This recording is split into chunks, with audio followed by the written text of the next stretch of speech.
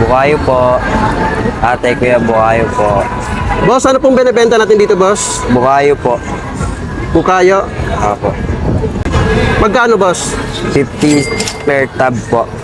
50 pesos per tab. Apo. Pag dalawa po binili niya, may dagdag. Libre tikim, boss.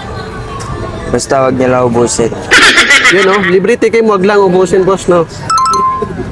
Sige nga, boss, pabili nga ako dalawa. Dalawa po. Dalawang tab. Saan po gawa yung bukayo natin, boss? Sa Pangasinan po. Gawang Pangasinan. Apo. Ano oras po kayo nagtitinda dito?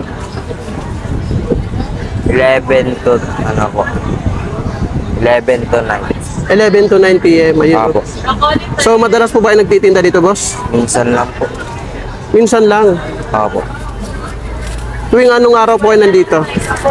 3 times a week po. 3 times a week. Yun, no? So, hindi kayo madalas nandito, ano? Apo. So, matagal na po ba yung vendors ng bukayo? Apo. Ayun, no? Masarap po. So, yan na po yung Yung dagdag. free po. Libre na yan, no? Apo. Kapag nakadalawang tab. Ayun, try natin, boss. Thank you. Thank you po. Ito na guys yung ating bukayo na gawang Pangasinan. Try natin guys. Ayun, no? May katas pa to ng buko. Try natin.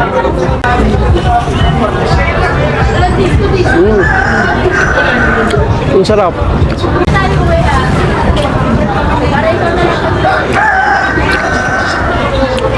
Grabe, ang sarap oh. Guys, dito na lang sila guys matagpuan sa may Hidalgo Street. Tapat lang po sila guys ng Mang Inasal dito pa sa Quiapo. Malapit din po sila guys sa simbahan. Guys, solid to. Try nyo na.